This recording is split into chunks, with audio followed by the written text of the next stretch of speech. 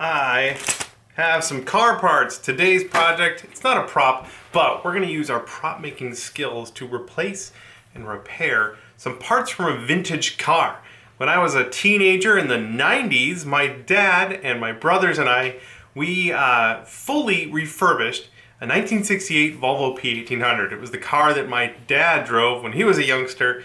We bought one and fixed it all up. I'm trying not to think about the fact that that car was about 30 years old when we fixed it up, and that my first car, a 1991 Saab 900S, that car is now more than 30 years old. So I'm trying not to think about that too much. But the car, the Volvo, is gorgeous. In fact, I was visiting my folks last week, and I got to drive it. I haven't actually got to drive it very much, because since it's a classic car with classic car insurance, they made my dad sign a thing saying that his teenage boys would never ever drive the car. Well, I'm not a teenager anymore, so I got to drive it, and it is just the coolest car, but some parts on it need replacing. There are these little triangular windows. Remember when cars had those little windows that are functionally useless? Well, this car has those, and the little levers, I've got them right here, these little levers eventually wore out and cracked and broke. Here's one of them. There is a lever, you crank it, and then you can open the little triangular window. You can see there's a little bit of damage on the back of this one where a pin goes through, so that'll need to be repaired. And then the one on the other side, that one, here's a little button for releasing it. That one there fully cracked off. So I put a lot of thought into it. I did some drawings of the stem that it goes on. I don't know if I'll need this, but I've got that information in case it's necessary. I had some thoughts. My first thought was I can 3D model and 3D print one of these and then mold it and cast it. I really need to make sure that I can cast this in a material that will be durable. I don't know what this original material is, but I'll have to go to Reynolds. We have a Reynolds in Seattle here, and I'll have to see what material they recommend I cast it in. So I was thinking about 3D modeling and 3D printing it, but then I thought, you know what? I can just body shop this little lever part here. I can just repair that using Bondo or something similar, and then mold it and cast it. And I bet that would actually be a lot quicker than trying to 3D model and 3D print it. This one here just needs a little bit of a repair there, but I'll probably mold both of these and cast both of them so that they're brand spanking new. So that's the thought, that's the plan anyway. The other thing, the button on this one fell out because it broke. I kept a bunch of the parts in this baggie here. These pins will need to be replaced. Here is the part that broke, and that would go back on like that, I think. Something like that. And I'm thinking I can silver solder that back together. In fact, I think that's where I'm gonna start. First I'll clean this off. It's got some rust and stuff on there. We'll clean it off, see if we can silver solder that thing back together. The first thing I'm doing here is just a little cleaning. I just have some alcohol, and I wanna clean off as much of the rustiness here as possible. I also have some polish to get rid of some more of it and leave a nice shiny finish. Oh, I should probably use like a Q-tip, really clean that up. Might as well get it looking as good as new as possible. But also the surface right here that's gonna get soldered, we'll wanna make sure that's really clean. So I'm just gonna tidy that up. Yeah, that's coming right off, that's good. Just douse it. So you may have noticed that I'm wearing a FliteFest t-shirt today. That's because of part of our family trip. We went to Ohio to hang out with my brother-in-law, our two nieces, and go to FliteFest for the first time. It's an RC plane event put on by the folks at FliteTest, one of the coolest YouTube channels out there. We only got to stay for about half a day, but we got to see lots of fun stuff. Peter Stripple was there. I got to say hi to him. He flew a giant long plane. It was really fun and exciting. They do the combat, which is like 100 airplanes all in the air, all trying to run into one another. It was super, super exciting. If you're in Ohio in the summer, check it out. Definitely worth it. One of the cool things is they have kids, or they have there are a lot of kids there, and kids get to put together their own planes and learn how to not only assemble and fly their own planes, but fix their own planes. And my two nieces had those opportunities when they crashed their planes, which is all part of the experience. And I got to help them fix it. It's kind of the spirit of this video here is you got something that's broken, you can use your maker skills to fix it. And I get to do that all the time around the house. Little projects here and there where instead of throwing something away or buying a new thing, you can fix or use your skills to make something new, which is what we're doing here today. So that was fun. I got to impart some knowledge on my my nieces and have a ton of fun at FliteFest. Let's see if this polish will help get rid of some of the more stubborn stuff there. Oh yeah, that's terrific. It should leave a nice pretty and shiny finish on it. I'm not sure what this metal is. Some sort of cast something. It looks like it's probably been plated.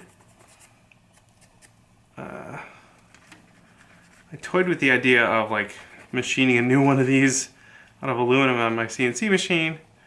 And that's still an option, but this seems like a lot simpler. Oh yeah, that's looking really good. Terrific. All right, I'll finish polishing these up and then we'll get to soldering. I'm gonna be using this stuff here for my soldering. I think I have everything set up. I have a little work holding piece to get everything in place there. I need to put a little bit of the flux on there. Try and dribble it carefully.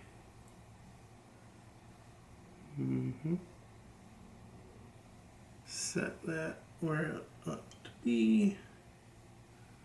That looks pretty good. And then this is the solder here, these little shreds. I hammered them flat so that hopefully they melt really quickly and easily. We'll get those put up. Carefully put those in place. Oh, yep. There we go. Keep everything from moving, hopefully. That goes there. And then we're going to torch it, and hopefully it'll melt right down in there. And we'll all be happy.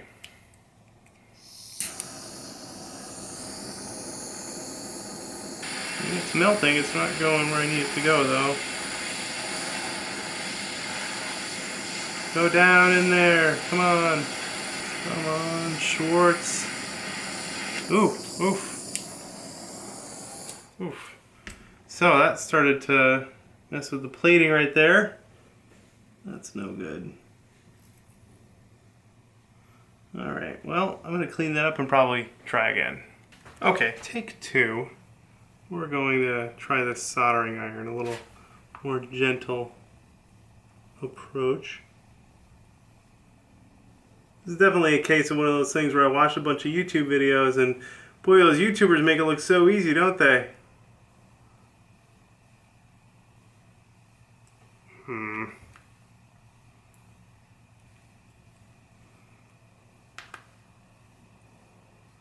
Well, that really isn't working.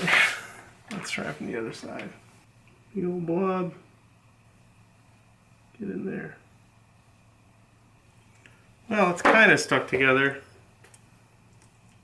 It's not like, yeah, there we go. All right. You know what? This might be a case where this is just too fiddly for my skill level. So I'm going to try JB Weld. We're just going to glue it together. So let's do that instead. All right, so this is JB Weld. It's like an epoxy, but for metal. This is the quick setting kind. I think it's like a 5-minute deal. And this is way more than I need. But this will totally do the trick. So we'll put just a tiny bit on.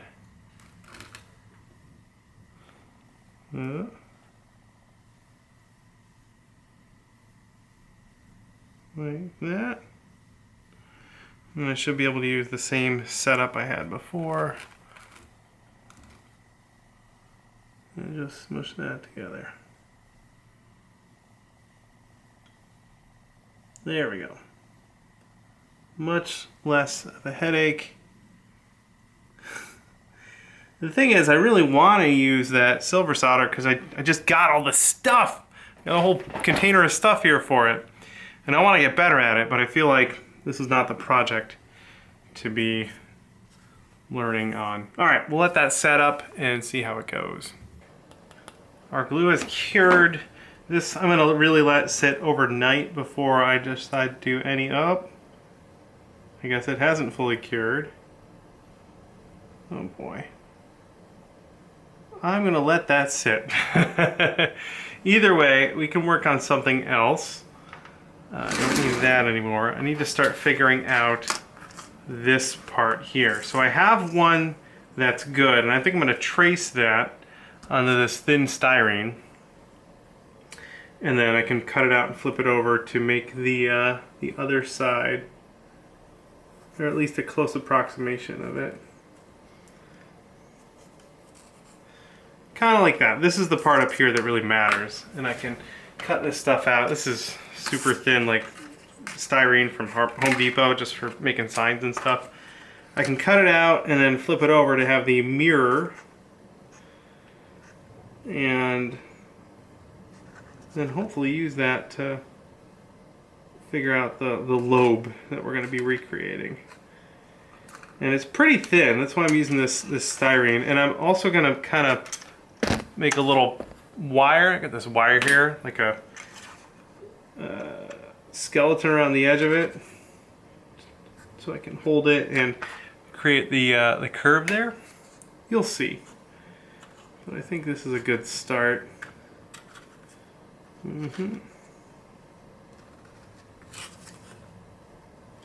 A lot of this will get cut off, so it's not that important. So if I flip that over, that's what we want right here. This part here is what we're going to keep.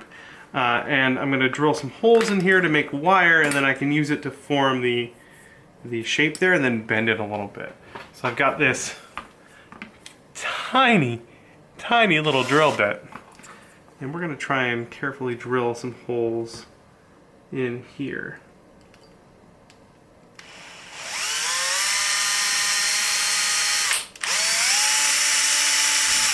Yikes.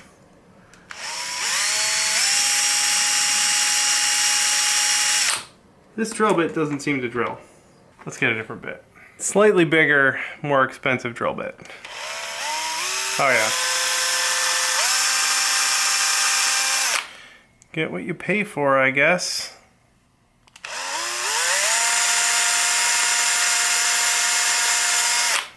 There we go, and then the wire should fit in there. Ooh, perfect. Got a bit of wire here ready to go, and I'm going to glue it in place. Just use super glue for this. And then we can start forming it. There we go. I've got my accelerant in this little bottle here, so I can just drip a tiny bit on there. Hopefully that's enough to keep it in place. And then we can do some shaping. And it doesn't need to be perfect. We're going to be covering all this in Bondo and then forming it with like sanding tools and stuff. So we'll just get it pretty close.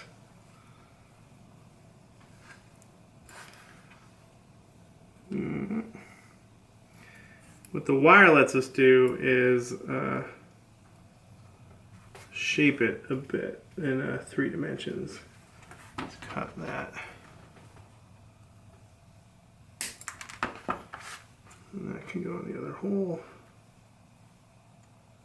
We'll glue that in a second. Yeah, that looks pretty good. Actually, I'll glue it and then I'll do a little shaping. I want to sand the end of this so that it's got something to bite onto the glue. Another dab of the good stuff. And in you go. Alright, and there's some accelerant on there already. There, I think that's pretty good. And then, let's see here. Yeah, so now I want to, there's a bit of a to do at the end there, so I want to add that if I can. Try and match the other side a bit. Get a nice curve going on there. It's looking pretty okay. So I look at them back to back. Yeah, it looks pretty good. And then I'll cut this off and glue it on there as like a skin, and then we can do our magic around that. I also want to sand this because we're going to glue the styrene on top of it. Just get a little tooth on there, and then I can also cut this off.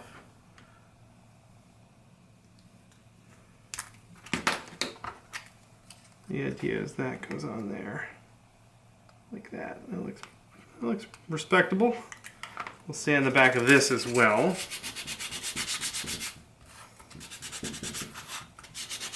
This is fun. This feels like some old school model making right here. Styrene and super glue.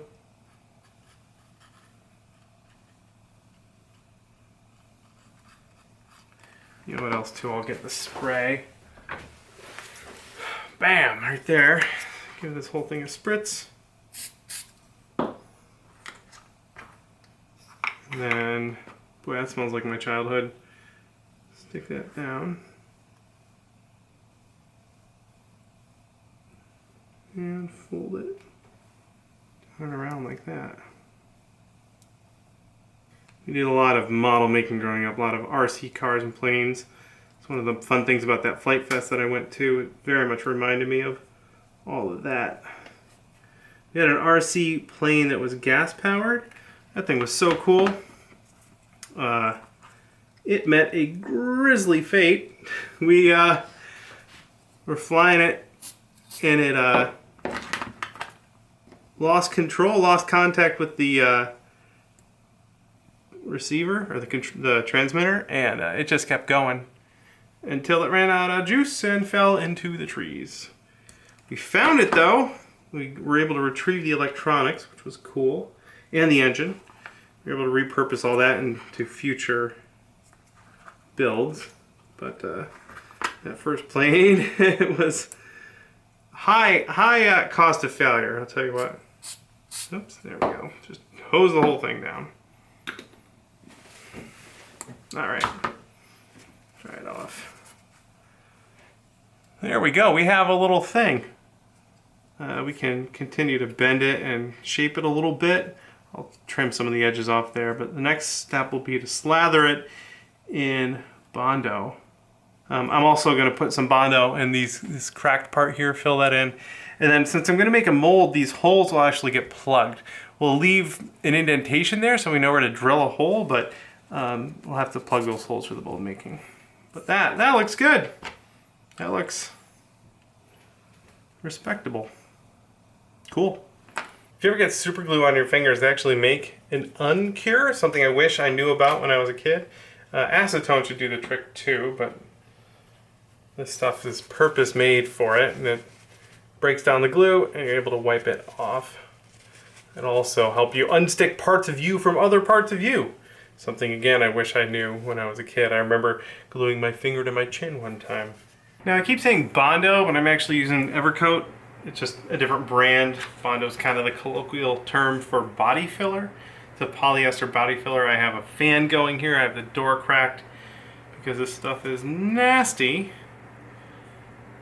I'm just using a tiny bit here. We got part one. Let's cap that.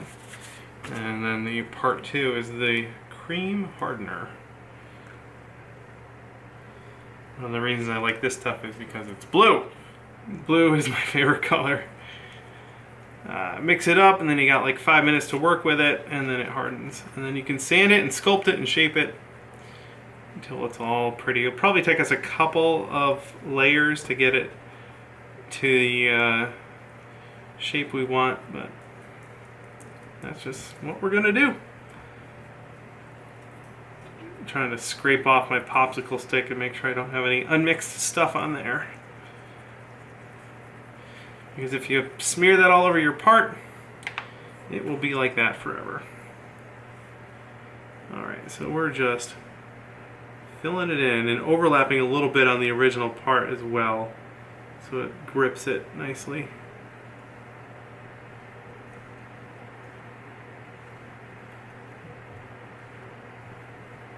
And this piece is actually going to be pretty fragile. Like I said earlier, we're gonna mold and cast this into one homogeneous part. But this is a pretty common way to do stuff when it comes to model making. You make this master. It doesn't have to be perfectly structurally sound, so long as you mold it and cast it into a solid part. That might be as much as I can do on this first pass. We can just slowly build up on that. This stuff has a pretty good consistency. You can build it up a little bit, but there's a limit to how much you can get it to sort of build up on itself. Now it will get to like a gel state a little bit where it's kind of more sculptable, but it doesn't last very long. And I put a pretty good amount of hardener in here, pretty high ratio, so it is starting to set up pretty fast there. Yeah, now it's kind of this more gel-like consistency, but it is getting, yep, there we go, nice and thick, and now it's pretty much unworkable. That's how fast that goes. Well, I gave the body filler about half an hour to cure, and now I can sand it a bit and do some sculpting, start getting it closer to the form I want. Still some low spots in there, so we'll have to do another round of filling, maybe even a third, but that's how it goes. I'm just trying to get the form close to what I want, and then we can kind of fill in the surface and get the surface smooth and everything. There's this like lip on the inside here, so I'll probably come in with a rotary tool and try and carve that a bit. But that's not the main thrust right now. Right now is just getting the form, getting the shape a little closer to what I want. Like I think the end of this needs to be a little bit flatter. I can even go over to the belt sander and remove material a little more aggressively if I need to, but I think we're probably doing okay with just the hand sanding for now. So yeah, I'll do a little more sanding and then we'll put on a little more goo.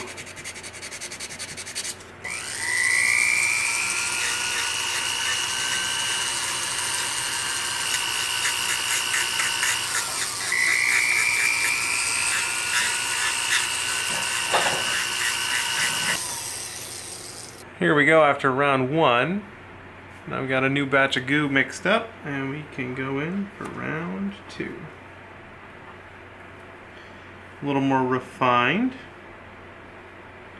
Still trying to fill in some low spots.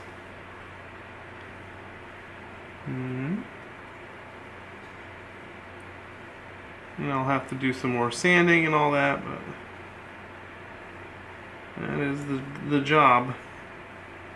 Trying to identify spots that just need to be built up.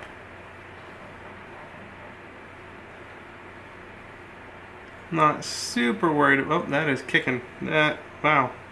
All right. Well, that's round two all done. Trying to identify spots that just need a little more. I think we did pretty well there. All right. Well, I have to let that cure. Give it like another half hour. I've got this clamp here, so we can clamp it. Let that cure. I can also leave the room because it's a little stinky. Also, I have to go start the smoker to cook some chicken. I did another round of rotary tool work and hand sanding, and we're getting closer. A lot closer, actually. Still some low spots, if you can see that. So I'll have to do a little more filling, and the inside is a little unrefined. But I'm getting there. I think one more round of filling might do it, and then I'm using 100 grit now, and I'll kick it up to 200 and start refining it a little bit. But we're getting there. I also need to, on the next batch of goo, I'll fill in this little spot there that needs work. In fact, this hole was clearly enlarged over time, so we'll probably fill that in and re-drill that.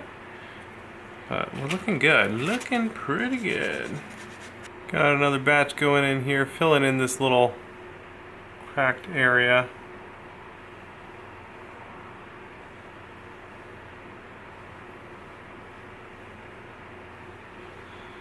There we go. And then gotta build up a little bit on this side.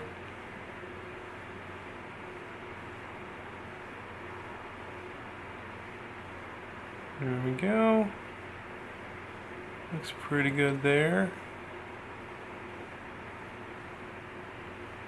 It's all looking pretty good. And then, can I set that down? Put that in a clamp. And this one also cracked right there. Seems to be a common failure mode. The thinnest spot, when that pin goes through it,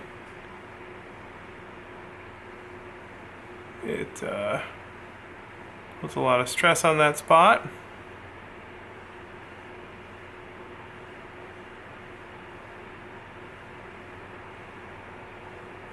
There we go. Now we wait another half an hour and check on the chicken. Chicken's looking good. So I'm happy with how this is going, and now it's time to fill in some tiny little spots and some little gouges and stuff. And for that I have this spot putty here. Although this spot putty is getting old and no longer wants to come out the front, so we're gonna do some surgery and also order a new one. Let's see if I can get anything useful out of that. This stuff dries so crazy fast. Really don't have a lot of time to work with it. Yeah, it's already a thickened putty. There's just some deep gouges in there from the rotary tool I want to fill in if I can. And then we'll sand the whole thing and then do a layer of primer and all that. Let's see where those spots. Yeah, it's already drying. It doesn't help that it is quite warm today here in Seattle. See how that'll work. Yeah, I think that'll do. Stuff's also pretty nasty. Let's turn that fan back on. As far as fumes and all that, I'm only using a little bit, but no point in taking unnecessary risks. So anyway, I'm gonna keep that up. Now we sand. I let this dry for a little bit. There's way too much on there, but I'm working with what I got. I've ordered some more. It's not gonna be here for a couple of days, so we'll do what we can with what we have. And just sand this all nice and smooth. I'm going with the 220 at this point, and we'll be working our way up from here. The idea is we sand away pretty much all of the green until it's just left in the low spots that we wanted to fill.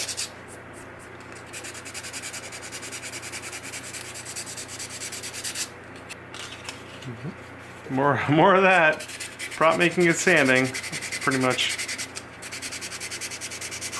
the mantra, huh? What does Eric say? I sand, I die, I sand again. Oh, I'm just noticing a little ding in there I could have filled. You know what I can actually do is just fill that with super glue. A little bit of that. You can even mix up a little putty of super glue with like super glue and baby powder. I'm not going to do that. I'm just going to use a little super glue. Let that dry and then I'll sand it smooth. Since this is being molded and cast, it doesn't need to look pretty or be all the same material. So we'll just do what we can to make the surface look good and then mold it and cast it. Just sand in the little super glue spot right there. And I am trying my very best to work with my work up here instead of down here. I turned 41 this year, and it turns out that means my neck is starting to go.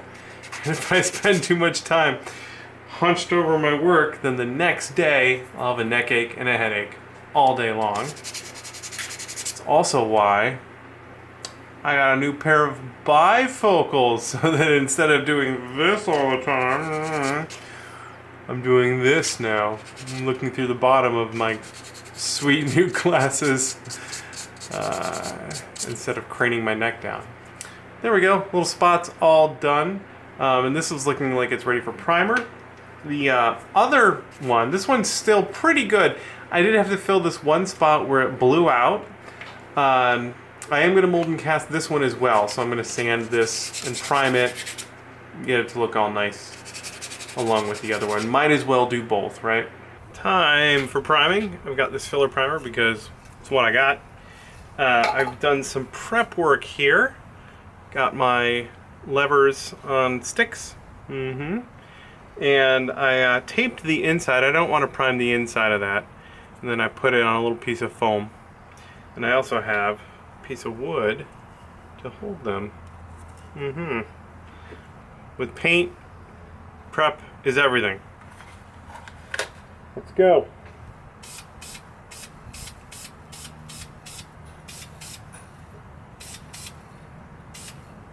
Well, I let my stuff dry over the weekend. This one is looking really good. I'll probably give this a polish and it'll be ready for molding. This one, there's a little bit of a seam where the two parts join, and I'm going to see if I can sand that out. I also ordered a new, where is it?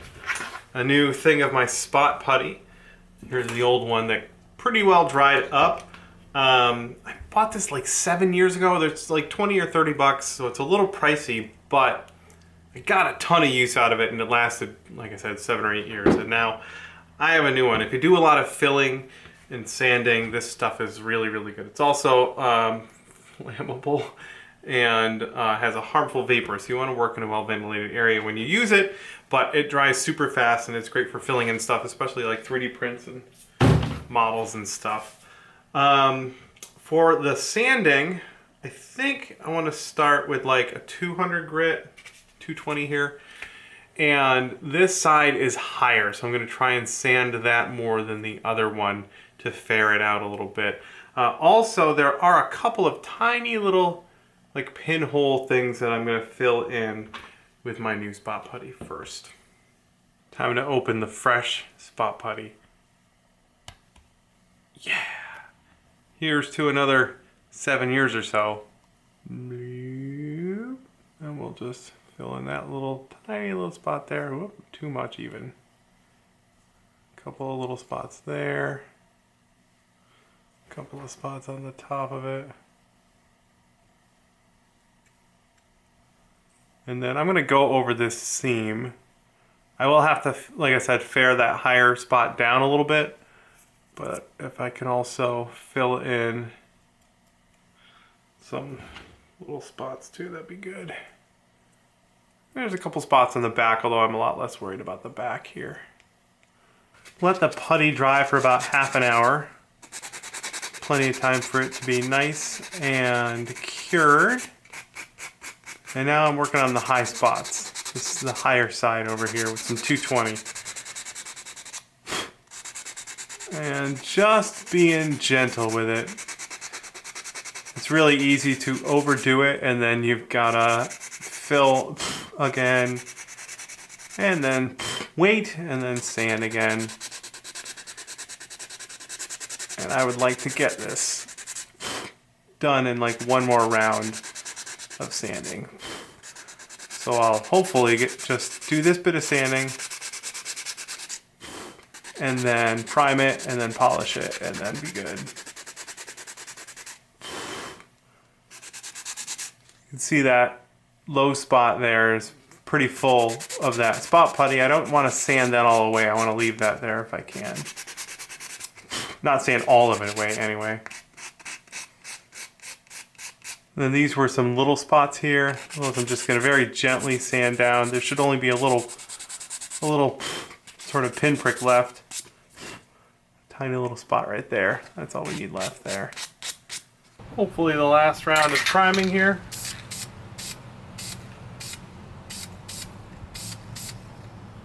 Alright, I let it dry a little bit and the seam is pretty much gone. I'm a happy guy. I'll let that one dry a little bit and start wet sanding this one. I'm starting at like 600 grit, work my way up, and trying to get it to look nice and smooth. It doesn't have to be like perfectly shiny. The cast pieces, once they come out of the mold, I should be able to polish them on like the grinder I have. It's got a polishing wheel on it, so I can get it nice and shiny then. Just trying to get it smooth for now. I don't have to bring this to like 2,000 grit or anything. The primer I use is a filler primer, and it makes it like a matte finish, and we just want it a little smoother than that.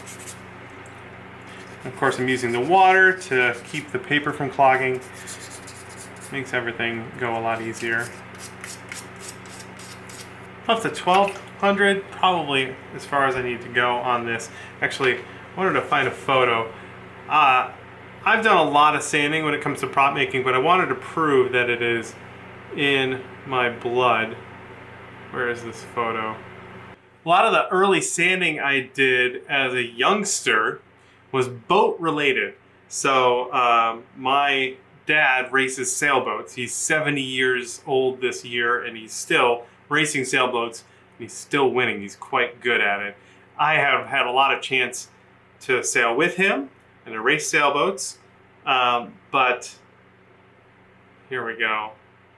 But part of racing a sailboat is maintaining and working on the sailboat, and part of what makes a sailboat fast is if the hull is very smooth, which means you gotta sand it. I've done a lot of wet sanding on boats, specifically the J24 sailboat that we mostly sail in. So anyway, here's a photo of my twin brother Rob and me sanding a boat when we were about 3 years old. And we're wearing these shirts from Daytona Beach that my dad got, racing sailboats in Daytona Beach. So yeah, I am certainly not a newcomer to sanding, especially very large boat type things. And we did it a lot growing up, and I do it a lot now when it comes to props. Sanding, we joke that sanding, prop making is like 90% sanding, but when it comes to like finishing work and painting and anything you're going to put under silicone, anything that you're going to mold, sanding becomes critical. You want to have as nice a finish as possible, because then every copy that comes out of that mold will have that nice finish. And if you're going to paint something, especially if you want it to be smooth and glossy, you got to have a perfect finish, and that comes down to surface prep, which means sanding. So anyway, I got the main part of this to 1200 here. I think that's probably going to be enough. Like I said before, it'll end up getting buffed once it comes out of the mold. I am quite happy with that finish. So this is the one that was not cracked in half, and it is nice and smooth. There we go. We'll let that dry and get it ready for mold making. I am going to plug all these little through holes here with a little bit of clay so the silicone doesn't get trapped in there. Those will end up getting drilled after they come out of the mold. And that's about it. All right, this was the one I just primed, and that one's going to get the treatment as well. Got my surface prep done, and now I'm just making these little noodles of non-sulfuric clay to plug the holes. I have a little drill bit here to use as a tool for sculpting. Non-sulfuric clay is necessary because you don't want sulfur interfering with your silicone curing. That's important. I'll be using, what do I have here? Moldstar 20T, which is a platinum silicone from Reynolds. I ran to the Reynolds in Seattle. It's technically in Kent. And they were able to help me pick out the right stuff. I have the 20T I like because it cures really fast, and that means I can do a 2-part mold in one day. And I'm impatient. Also, platinum cure will have less shrinkage than tin cure, and the fit is really important on this project. So I used the platinum silicone for that. And then for the resin, I have 61D, smooth cast 61D, which I should be able to tint black, which is important. I want these to be that original black plastic color. So that's what we have going on there. And I'm about to start mold making. However, I'm going to montage that because this video is already getting pretty long. And also, we already have a whole series of mold making videos on our channel. So if you want to learn more about making silicone molds, this will be a 2-part mold that we're making here. We have a whole series. I'll link to the playlist down below. You can go check that out and learn a little bit more about the specifics of mold making. Also, I would like to listen to some music while I make this mold. So in order to not upset the copyright gods here on YouTube, we're going to montage it and put some non-copyrighted music over it. So why don't we do that starting now.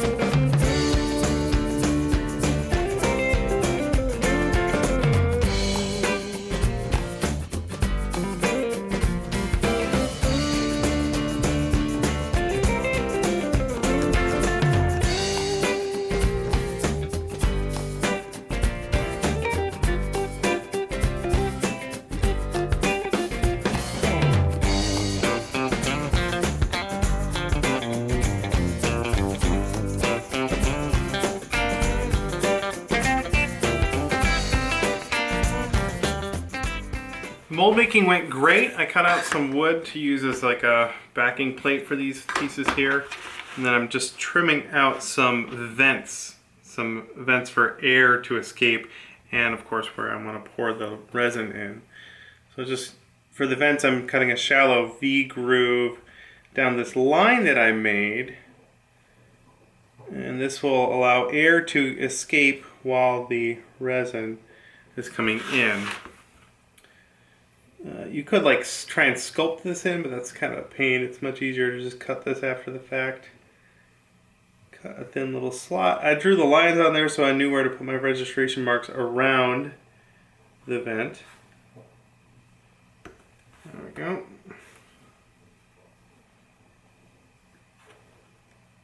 And there we go. Just remove that little piece of rubber. And then for the pouring spouts, I'll just use this long knife here. Like that. And that means I'll have a sprue to cut off after casting, but that's fine. It'll just require a little cleanup work after the casting happens. There we go. And I do it on both sides, or both pieces and both sides. Time for our first casting. I have my pressure pot set up over there off camera. I have my side B pre-mixed with some of this black tint. Trust me, it's tint. Hard to read now. We have our side A that can go in, and then we'll mix it. Pot life on this is 7 minutes, so I have plenty of time to mix this thoroughly.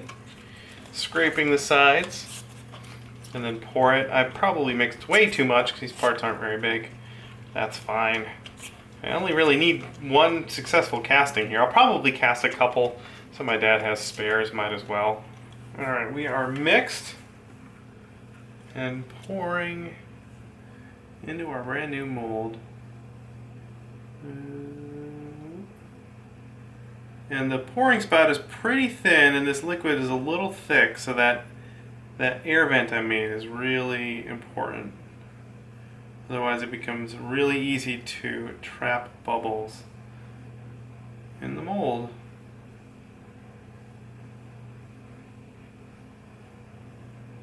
See if we can get some of those bubbles to come out.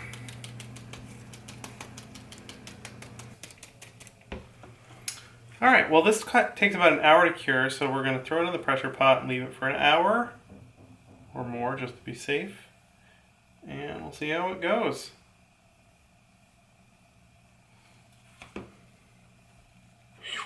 The resin I use says it cures in an hour. It's been a little more than an hour, so we're going to check the stuff in the cup here looks cured. So we're going to pop it out here and hopefully be all set for this thing. Alright, here we go. Ooh, well that's awfully promising, isn't it? Let's see if we can... now look, the thin parts here are still very noodly, very thin, or very flexible, which means it hasn't fully cured yet. I'll tell you what I'm going to do. I'm going to be patient. I know, right? I'm going to let these sit here overnight. It is the end of the day. It's actually past dinner time now. So I'm going to let these sit overnight. I'm not in a hurry. I am going to take a photo of this so I can send it to my dad. There we go. Yep. But yeah, I'm going to let them fully cure so that they're nice and rigid before I try and pull them out of the mold. I don't want them to get deformed. Alright, it is the next day and things are cured. This is still a little floppy, but that's because it's just so thin. Let's pop this out. Come on, Schwartz. There we go. Looks pretty good. It's a little more flexible than I thought it would be. It could be that this isn't the right resin for the job. Let's trim that sprue off. And then this I'll cut off with like a saw, and then I can clean it up. But yeah, look at that. That's no good. I thought this would be a little more rigid than that. I have some other resins I could probably try. Otherwise it looks pretty good. Let's see, does it fit? I machined this stem here to copy the one that's on the car. And it fits on there, that's for sure. And then these are the parts that go here. And that fits perfectly, so that's good. Just not sold on this resin. Well, I've been on a bit of a journey. Tried some more. This is Smoothcast 325, and it's very floppy. But I also had this crusty old container of Onyx Fast, and this is the business. It turned out great. It's still flexible because it's so thin, but I think that's going to be perfect. Now it's time to hack it off, and hack off the sprues, that is, and polish them up. Things are going well here. I just used some little hand tools, little needle files and stuff to clean off some of the flashing. And now I am polishing. I'm using this Novus plastic polish. It's this 3-part system where you get gradually higher grits until it's all nice and shiny. I hit it on I've got a buffing wheel on my bench grinder. I hit it on that first to do most of the elbow grease, or to remove most of the elbow grease. And now I'm just going in with this number 2, and then I'll finish it up with the number 1 to really shine it all up, and it should look all pretty. I already did one. This one's ready to go. I just need to drill the holes and assemble it. Now I'm just buffing the other one a bit. And I am super happy with how these are turning out. Bet my dad's gonna be happy too, which is what's really important. Make sure the boss man is happy. Dad is definitely the boss. He was a teacher. He's retired now. He was an English teacher. He was my English teacher in 7th grade. That was not as fun as you might think. He's a good teacher though. And coach. He was my soccer coach, swimming coach, golf instructor, sailing skipper. So Dad's always been very helpful and supportive and taught me lots of neat things, and I'm always happy to help out whenever I can. I've been using my vinyl cutter to make decals for his new boat. He's got a new J22 sailboat, slightly smaller than the J24. He needed like the name of it cut out on stickers, so I did that on my vinyl cutter and mailed those to him. There we go. That looks really nice. We have a pair of door handles here. I'm just gonna drill out the holes and start assembly. It is time for the final assembly. I've got a drill bit that is the same size as these finishing nails right here, and I've cut some down to length. And that's what I'm gonna use as the pins to put this whole thing together. We'll start with this top one, which is to retain this. This is the one I glued together with JB Weld, and it seems to be holding just fine. So let's drill that.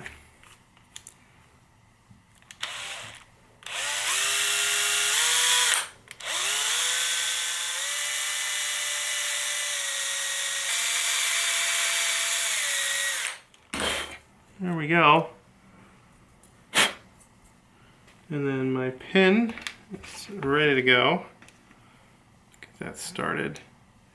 I have this set of drill bits that are very precise, so I could dial in on the one that was exactly the right size for these finishing nails that I had. And it's a super snug fit. So I can go in there and into the other side. There we go. There we go. So that holds that in there. The button is in there. And the other two I will drill, but I'm not going to put the pins in. I'll just show you on this one how this is going to work. So there's a spring, and I saved this from the originals. This is the post, a replica of the post that it has to live on the car.